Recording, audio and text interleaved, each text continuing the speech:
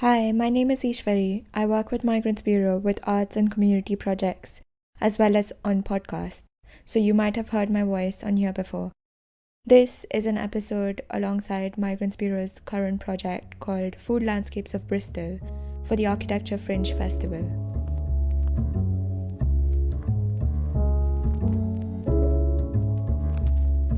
The incredible Fozia, who runs Aravello Eats in Bristol, took us on a walk and spoke to us about her experience, contribution and critiques of the food landscapes of Bristol.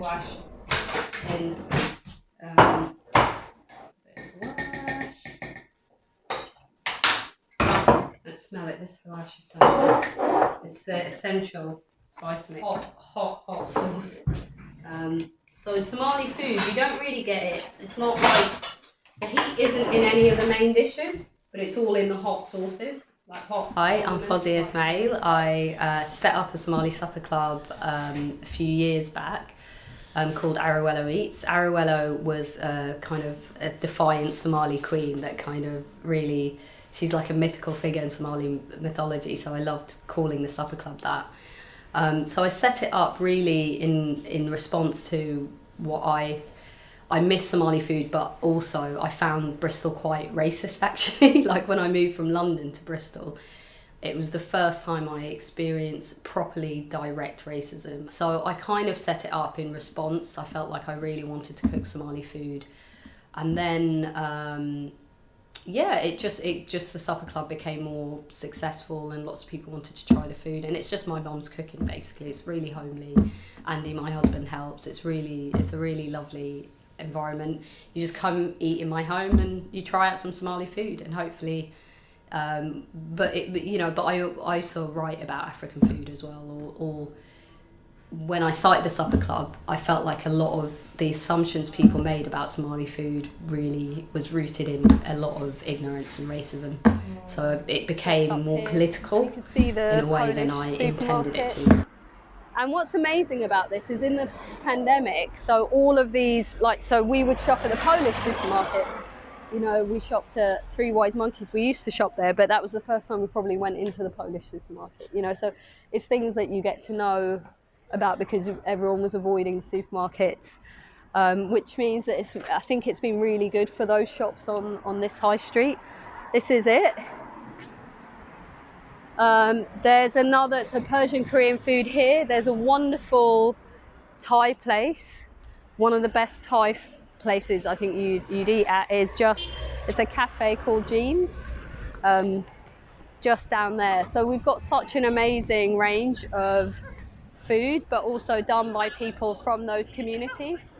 I was just told about by one of your I think the Bristol Food Union recognising it's the hospitality industry is very white in Bristol. It's very white led, despite the fact you do have hospitality businesses. They're in Easton, they're in Stapleton, they're in St Paul's, but somehow they don't get the same reach, they don't get the same media output, they don't get the resources. And I did some research actually on this, and there's a lot of reasons why restaurants, particularly Black African restaurants, struggle in the food world in the UK. Apart from Ethiopian, which is really interesting, that's got a different trajectory. But for a lot of sub-Saharan cuisines, African people are the highest people to send money back home. So, you know, if you are Nigerian or you're Somali or the majority of your income, not only are you struggling with the impact of racism in the UK, there's this obligation to send money back home, but also proportionately you send African people send far more than any other group in the UK. So that wasn't here, I don't know how long they've been here, maybe three or 4 years. So it just shows that I feel like Somali people, I don't know, because halwa is like a traditional sweet, it's quite hard to make, but you get it at celebratory events.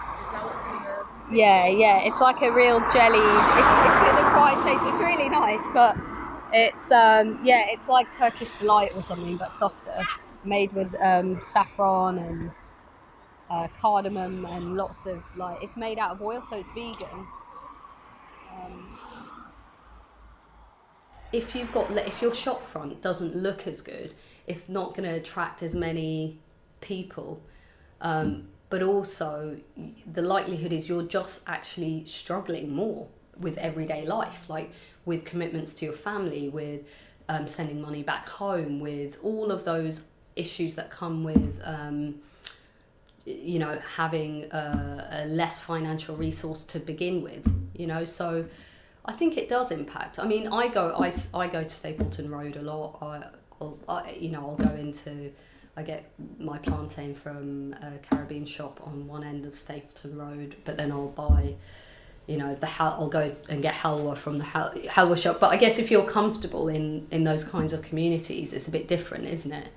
And but I guess if you're a white, I remember there was a white food writer who said to me, I just don't know what to do. I don't know where to go. I don't know how to find Somali food. And I was just like, I don't think we want you to find it. Is what I was thinking.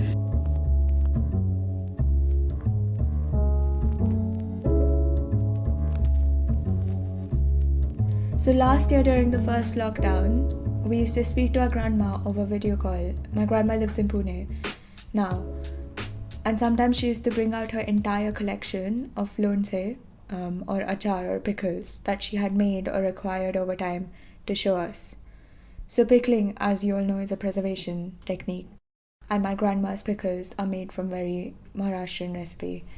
So on the table, on the spread that she used to bring out to show us on video call, to tempt us, there was always mango, there was sweet lime, spicy lime, then there was aura or gooseberry pickles, then there was ginger, grated mango, some ancient mango pickles which were made 2 or 3 years back, and then there was always a newly made mango one which had a prescribed waiting time for 5 days or 2 weeks for it to pickle, and then we could eat it.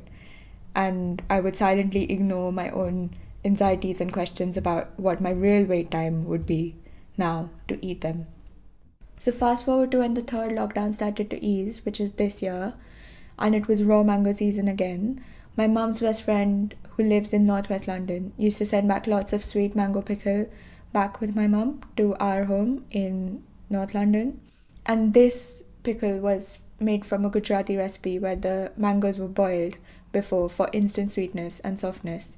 And even if it had the full capabilities to be preserved, it did not last for more than a week in our house. So channeling my love for pickles, I have been obsessed with linking basically everything to the process of preservation. Preservation is synonymous with conservation, maintenance, care, safeguarding, keeping, continuation, keeping up, keeping alive, keeping going, and sustaining.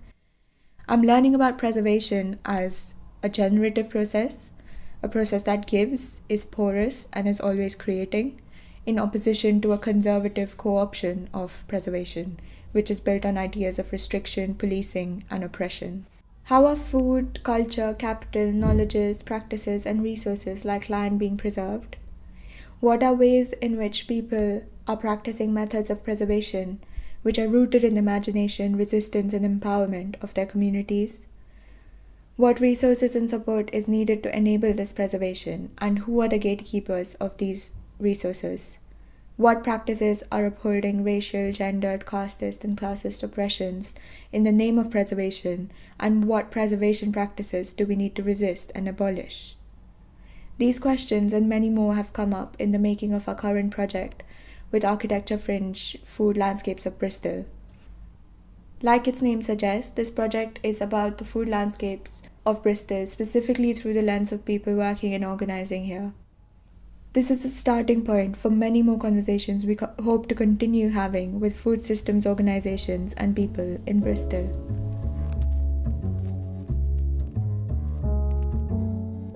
You can find out more about Arabella Eats and Fozia talking about Bristol's food landscape, as well as some other amazing people talking about how their organisations work in Bristol, by watching our short film that we're making alongside this project. Thank you so much for listening. Bye, see you next time.